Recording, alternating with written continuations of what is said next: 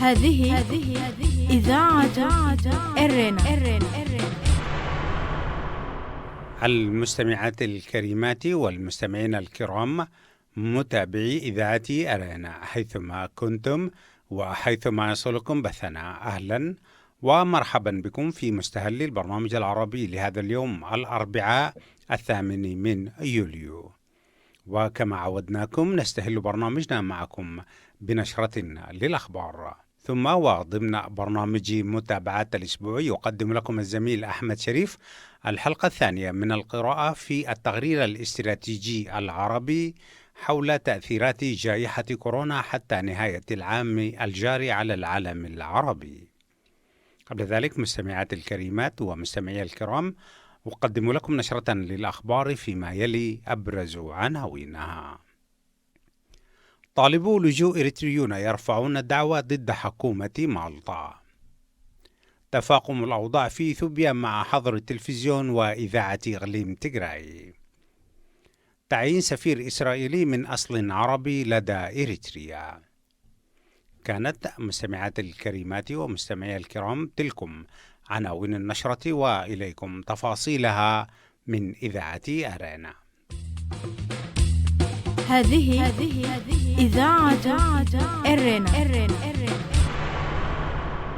ذكرت وسائل إعلام مالطية بأن لاجئين إريتريين قاموا برفع دعوة قضائية ضد السلطات في مالطا على خلفية إرجاعهم إلى ليبيا عندما كانوا في قارب وصل إلى المياه الإقليمية لمالطا، وقامت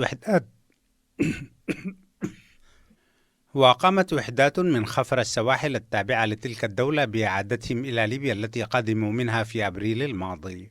وقالت وسائل الإعلام بأن هؤلاء الإريتريين والبالغ عددهم 13 لاجئا من ضمنهم نساء رفعوا الدعوة إلى مكتب رئيس الوزراء والمدعي العام ووزير الداخلية والقائد العام لقوات خفر السواحل، حيث قالوا بأن إعادتهم إلى ليبيا كانت ضد القانون الذي يكفل الحماية لطالبي اللجوء، وأنهم تعرضوا لمعاملة سيئة وانتهاكات للحقوق بعد إرجاعهم إلى ليبيا، ويطالبون الحكومة المالطية بدفع تعويضات عن الأضرار التي لحقت بهم. أعلن تلفزيون وإذاعة إقليم تيغراي بأنه سوف يبدأ البث على موجة جديدة بعد قرار رئيس الوزراء الإثيوبي أبي أحمد حجب البث الإذاعي والتلفزيوني عبر الأقمار الصناعية والإنترنت للإذاعة والتلفزيون. وجاء قرار رئيس الوزراء في مجموعة خطوات متسرعة للحد من تدهور الأوضاع، واشتملت على اعتقال ناشطين بارزين من قومية الأورومو وإقالة مسؤولين حكوميين وإنزال الشرطة والجيش إلى الشوارع لكبح المظاهرات وتعليق خدمة الإنترنت في البلاد.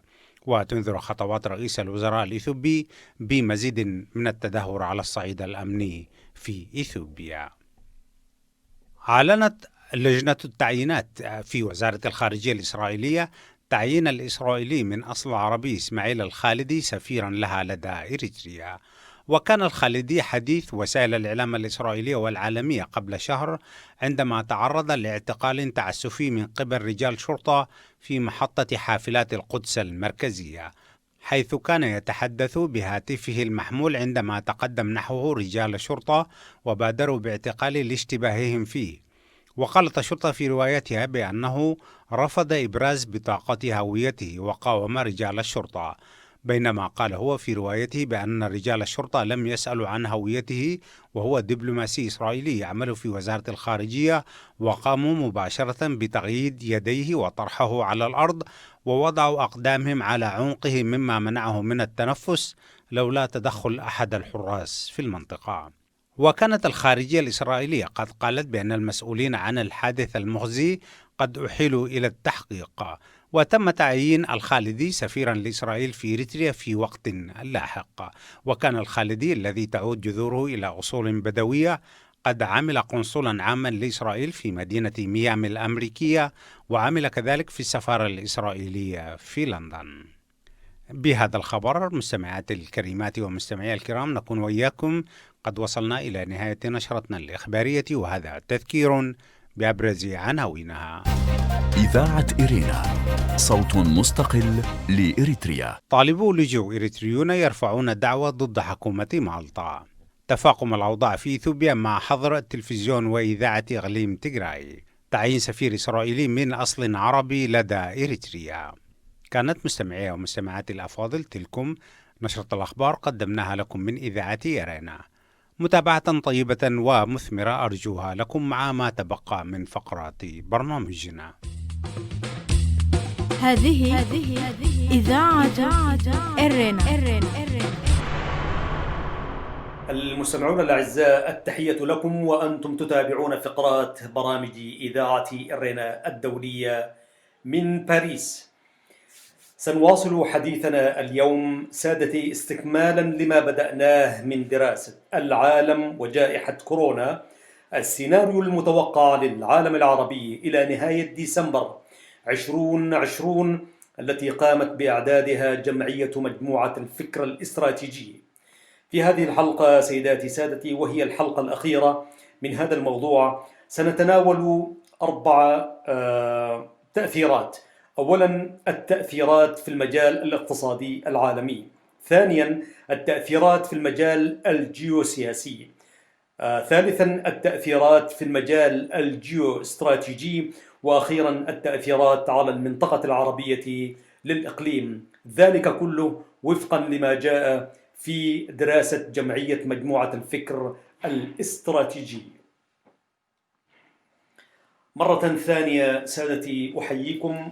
وفيما يتعلق بالتأثيرات في المجال الاقتصادي العالمي، تقول الدراسة: احتمالية وقوع اختلال في البنية الاقتصادية التي اعتمدت لفترة كبيرة على تقليص الإنفاق العام وفتح الأسواق والتجارة الحرة والعولمة ورفع القيود عن المؤسسات المالية، ذلك لما فرضته الجائحة من تدخل الدولة في الإنفاق العام لتقوية دورها التدخلي. كذلك احتمالية تحول نسبي في أنموذج العولمة كأسلوب حياة وثقافة إلى الأنموذج الوطني، مما يعني تراجع في الأنموذج الاستهلاكي العولمي. كذلك توقعات بحدوث ارتباك في العلاقات بين دول الاتحاد الأوروبي، مما يزيد من فرص صعود ألمانيا كنموذج اقتصادي متقدم في الاتحاد الأوروبي، مع احتمالية تراجع الدور البريطاني وانشغال بعض الدول بمعالجة أوضاعها الداخلية مثل إيطاليا، إسبانيا والبرتغال واليونان. كذلك قد تتزايد فرص تركيا في البروز كقوة اقتصادية معتبرة بالمنطقة، ذلك لما تملكه من قوة إنتاجية وتصدير عالية، خاصة إذا ما نجحت في تجاوز الجائحة بشكل سريع. أيضا احتمال نشوء تحالف قوى اقتصادية جديدة متفاهمة ربما تحدث توازنا اقتصاديا دوليا مثل الصين والهند وكوريا الجنوبية وتركيا. كذلك ربما تظل الولايات المتحدة الأمريكية ممسكة بموازين المشهد العالمي، ومن الممكن أن تعاود ضخ تسهيل كم مثالي من تريليونات الدولارات لتخفيف وطأة الجمود الاقتصادي ولتغطية العجز والديون. كذلك ضعف اليقين في مقدرة صندوق النقد الدولي والبنك الدولي على مساعدة الدول في اجتياز محنتها الاقتصادية. وأخيرا الاتجاه نحو تقنية إدارة الحياة عن بعد، مما سيزيد من البطالة العالمية في قطاعات الأعمال في الاقتصاد الإنتاجي.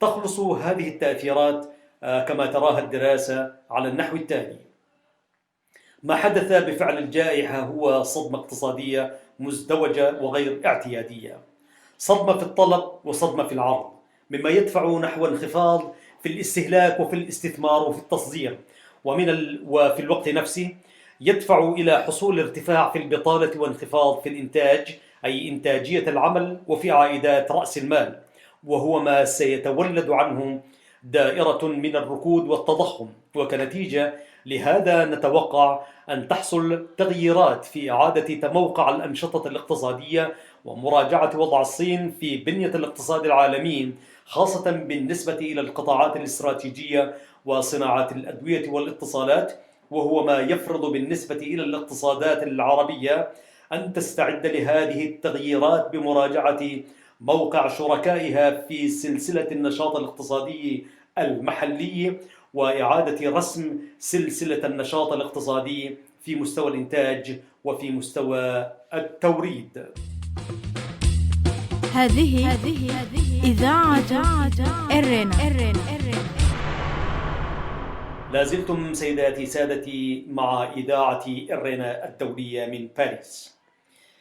وفيما يتعلق بالتأثيرات في المجال الجيوسياسي، تقول الدراسة: ستكون التغييرات السياسية التي من المتوقع أن يحدثها وباء كورونا حتى نهاية العام الحالي محدودة على الأغلب، لكنها يمكن أن تشكل أساساً لتحولات مستقبلية متوسطة وبعيدة المدى. وسنشهد تفاوتاً في سلوك أنظمة الحكم واختلافاً في صيغ تعاملها مع الوباء وتبعاته بناء على طبيعة النظام السياسي ومتانة الدولة، غير أن هذا السلوك عموما يندرج تحت عنوان التأقلم ومحاولة تطويع الواقع للاستمرار بأقل الخسائر، وتفرد لها مجموعة من النقاط. أولا، من المتوقع أن يزداد تركيز السلطة بيد الدولة على حساب المجتمع بسبب ملكيتها للإنفاق العام وللسلطة الضابطة للنظام الصحي. ثانياً، ضعف الالتزام بالمعايير الدستورية والقانونية وسيادة قانون الطوارئ، مما قد يدفع إلى تفاقم حالات القمع في الدول المستبدة، فيسهل ذلك بروز قيادات مجتمعية وسياسية جديدة، وهو ما قد يفتح على فرص أفضل للمعارضة. كذلك تقدم قيادات إدارة النظام الصحي في الدولة على حساب الأولويات السياسية، وبالتالي تحول إدارة الدولة إلى نظام إدارة الأزمات. رابعاً، توقع التحام الدولة العميقة بالحكومات المركزية لتعبر عن الحالة الاندماجية المتبادلة. كذلك احتمال نسبي ليكون للسلطة العسكرية دور أكبر في التحكم بالجيوسياسي في الدولة. سادساً، أما في دولة الاحتلال فإن العلاقة بين الحكومة والمعارضة ستشهد حالة عالية من الهشاشة مترافقة مع تململ كبير في المجتمع يمكن أن يؤدي إلى انهيار الحكومة أو تغييرات جوهرية فيها. كذلك رفع مستوى التوتر بين الولايات المتحدة الأمريكية والصين، ناقل الأزمة من تداعياتها الصحية إلى تداعياتها الاقتصادية والسياسية وتفاعلاتها الجيو استراتيجية، مما قد يدخل العالم إلى مرحلة من الاستقطاب الدولي والإقليمي تشارك فيه قوى طامحة كالهند وتركيا وباكستان وأندونيسيا. أيضا قد تعمق الوباء من أزمة القيادة الأمريكية، وقد تفاقم من عزلتها الدولية التي أفقدها القدرة على المبادرة والقيادة الدولية، وبدا واضحا ارتباكها خاصة عندما عملت على تصدير أزمتها الداخلية إلى الصين وأوروبا. ويزداد قلق الإدارة الأمريكية باقتراب مواعيد الانتخابات الرئاسية المرتقبة في 3 تشرين الثاني نوفمبر 2020 بسبب ارتفاع معدلات البطالة. كذلك فاقم الوباء من أزمة الاتحاد الأوروبي وضعف التضامن بين دوله في المراحل الأولى للأزمة، غير أن تسارع تفشي الوباء عالميا رفع الدول الأوروبية للبحث من خطط للخروج من الأزمة وتنسيق ردودها الاقتصادية والسياسية. إذاعة إرينا، صوت مستقل لإريتريا. أعزائي المستمعين، لازلتم مع إذاعة إرينا الدولية من باريس، ونتحدث عن التأثيرات لجائحة كورونا. الآن نأتي سيداتي سادتي إلى التأثيرات على المنطقة العربية والإقليم. تقول الدراسة سيداتي سادتي: المنطقة العربية فضاء شديد التعقيد، وهناك فجوة كبيرة بين أحلام الوحدة وصلابة الواقع. فمن الناحية السياسية نجد بلدان الديمقراطيات الناشئة وبلدان الحرب الأهلية وبلدان التوتر العالي وبلدان الاستقرار الأفضل وبلاد الحراك المتوقف وبلاد الاستبداد الغليظ والمقاومة الكاملة. أما من الناحية الاقتصادية فتشترك كل البلدان العربية في خاصية التبعية باعتبارها رهينة في موقعها الدولي وفي منوالها التنموي لمادة النفط، أو لكونها مصنعا لرأس مال أجنبي يستفيد من كلفة اليد العاملة ويتجنب الآثار البيئية المضرة. بالتالي فإن المنطقة العربية ستواجه صعوبات كثيرة، ولكنها في المقابل أمام فرصة استراتيجية في السنوات القادمة نظرا لاستغراق القوى الكبرى بالعالم في ترتيب أوضاعها الداخلية والبينية. توقع انكفاء إسرائيلي وتركيز أكبر على الساحة الداخلية وتشكيل حكومة ائتلاف ومواجهة الوباء وتبعاته الاقتصادية وتجنب مواجهات عسكرية مع المقاومة. ويتوقع أن تكون تأثيرات الجائحة في المنطقة العربية والإقليم على عدة مستويات. في مستوى المنظومة الصحية العربية، تقول الدراسة: تأقلمت المنظومة الصحية في البلدان العربية على المستويات المحلية للجائحة، لكنها لن تستطيع تحمل تكلفة فرضية الانتكاس، كما لا تستطيع احتمال موجة ثانية من الفيروس في المدى القريب إلا بإنفاق كبير، وهو ما قد لا يكون متاحا لكثير منها بحكم أوضاعها الاقتصادية والاجتماعية. أما على المدى المتوسط فستصبح الصحة والعدالة الصحية بأوجهها المتعددة من مقومات الأمن القومي. أيضا من المتوقع أن تؤدي اعتبارات الصحة والسلامة للنظافة الشخصية إلى زيادة استهلاك الأسر العربية بنسبة 5% من المياه، مما يتطلب تكلفة مالية تقدر بنحو 150 إلى 250 مليون دولار شهريا، علما أن هناك نحو 87 مليون فرد لا تتوفر لديهم مصادر آمنة لمياه الشرب الصالحة للاستخدام الآدمي في أماكن إقامتهم، مما يجعلهم عرضة لخطر الإصابة بفيروس كورونا. وفيما يخص المستوى الجيوسياسي في المنطقة العربية والإقليم، تقول الدراسة: قد يصل الاحتقان الاجتماعي حد الاضطرابات المتكررة، مما قد يوفر فرصة لإحياء النضال السياسي المشترك لبناء تحالفات وطنية حول محاور الديمقراطية والعدالة الاجتماعية والتنمية المستقلة. ومن المتوقع استمرار التدهور والاستقطاب الحاد في كل من العراق، سوريا، لبنان، ونتيجة لارتفاع كلف الصراع في هذه الدول فمن الممكن أن يدفع ذلك نحو تفاهمات في الإقليم على المدى المتوسط تكون تركيا وإيران وروسيا وأوروبا فاعلة فيه بقوة. كذلك توقع تجدد الحراك الشعبي في السودان فاتحا الباب لاستقطاب إقليمي قد تشارك فيه تركيا وإيران. أيضا توقع استقرار الأوضاع في الجزائر وتقاربها مع تركيا حول ملف ليبيا لتعظيم مكاسبها السياسية على حساب القوى الخليجية ومصر. وبالرغم من توقع ازدياد الضغوطات المالية والاقتصادية والاجتماعية داخل المنطقة بفعل الجائحة، فإن الدراسة تقول هناك فرصة أمام قوى التغيير السياسي والاجتماعي لتوحيد جهودها من أجل مبادرات عمل مشترك محلي وعابر للقارات. نتوقع كذلك عبر الدراسة وفق عامل الحالة الوبائية أن تتمتع الدول التي اعتمدت سياسات منضبطة لمعايير منظمة الصحة العالمية واتبعت في إدارتها الشفافية والتشاركية وكانت حوكمتها محل رضا وارتياح من قبل المواطنين، أن يكون وضعها في تفسير الكلفة الاجتماعية والاقتصادية للجائحة أقل ضغطا نسبيا من تلك التي اعتمدت سياسات غير شفافة ولم تدمج في خياراتها إشراك المجتمع وفعالياته، واتسمت حوكمتها بالغموض والارتباك المتواصل وتجنب مواجهة المشكلات. كذلك أو تقول إجمالا الدراسة تبدو احتمالات حدوث تغيير سياسي كامل في الأنظمة السياسية في المنطقة العربية.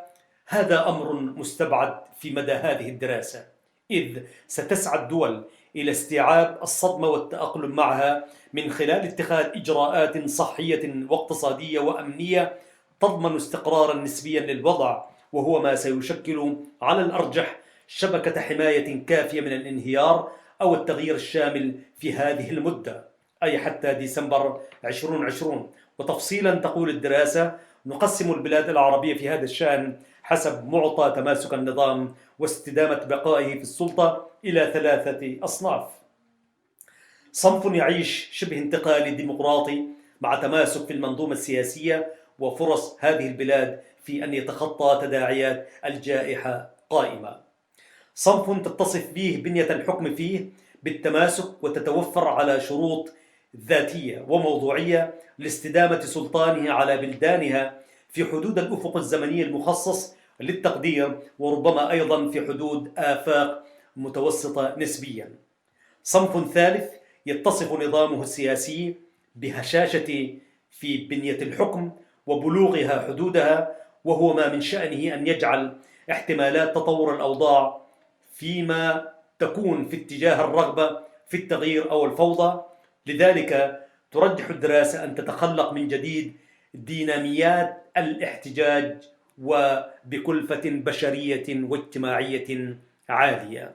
ومع تزايد حاجة الأنظمة العربية للشرعية الإقليمية والدولية وللدعم السياسي، تبدو احتمالات تشكل كتلة عربية جديدة ذات محور اقتصادي متسق مع طبيعتها التكاملية أمرا ضعيفا. هذه إذاعة إرنا. الإخوة الأعزاء المستمعون الكرام، متابعي إذاعة إرنا الدولية من باريس، كنتم مع حلقة في برنامج متابعات، وفيها قدمنا لكم سيداتي سادتي الجزء الثاني والأخير أو الحلقة الثانية والأخيرة من الدراسة التي قدمنا لكم في حلقة سابقة، الجزء الأول منها، وهي التي جاءت تحت عنوان العالم وجائحة كورونا، السيناريو المتوقع للعالم العربي إلى نهاية ديسمبر 2020. قامت بالدراسة جمعية مجموعة الفكر الاستراتيجي، أعدتها ونشرتها، وتعميما للفائدة سيداتي سادتي قدمناها لكم أو قدمنا جانبا منها في حلقتين ما رأيناه أنه مهم قد يفيد المستمع. في هذه الحلقة سادتي تحدثنا عن 4 تأثيرات وفق الدراسة: التأثيرات في المجال الاقتصادي العالمي، التأثيرات في المجال الجيوسياسي، التأثيرات في المجال الجيوستراتيجي، وأخيرا التأثيرات على المنطقة العربية والإقليم. نتوقف هنا سيداتي سادتي، مع تحيات محدثكم أحمد شريف في تقديم هذه الحلقة، وتحايا الزملاء فتحي عثمان وبنيام سيمؤون من إذاعة إرنا الدولية في باريس. نلتقيكم سيداتي سادتي في برامج قادمة. لكم منا جميعا أرق وأحلى الأمنيات، والسلام عليكم ورحمة الله وبركاته. إذاعة إرنا، صوت مستقل لإريتريا. المستمعات الكريمات والمستمعين الكرام، أهلا وسهلا بكم مجددا. وقبل ختام فقرات برنامجنا أقدم لكم موجزا لأهم ما ورد في صدر نشرتنا الإخبارية لهذا اليوم. طالبو لجوء إريتريون يرفعون دعوة قضائية ضد حكومة مالطا. ذكرت وسائل إعلام مالطية بأن لاجئين إريتريين قاموا برفع دعوة قضائية ضد السلطات في مالطا على خلفية إرجاعهم إلى ليبيا عندما كانوا في قارب وصل إلى المياه الإقليمية لمالطا.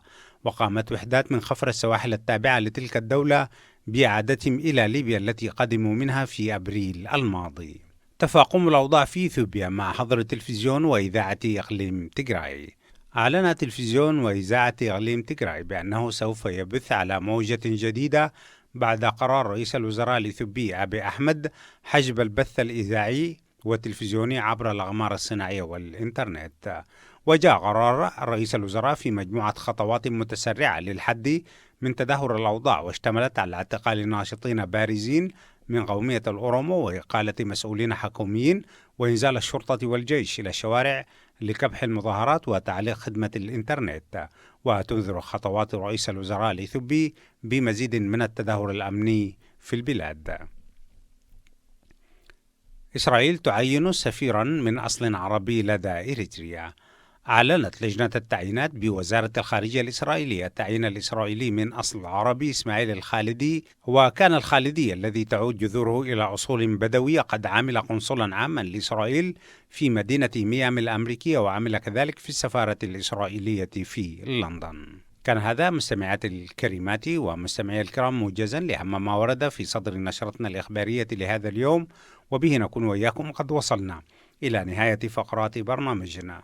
وقبل ختام فقرات برنامجنا أذكركم دوما بأنكم يمكنكم الكتابة إلينا والتواصل معنا على البريد الإلكتروني arabicirena@gmail.com. وحتى الملتقى بكم مجددا في حلقة جديدة من برنامج متابعات الأسبوعي والبرامج الأخرى لإذاعة إيرينا.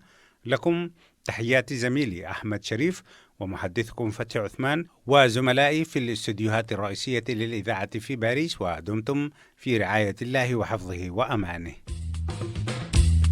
هذه إذاعة إيرينا.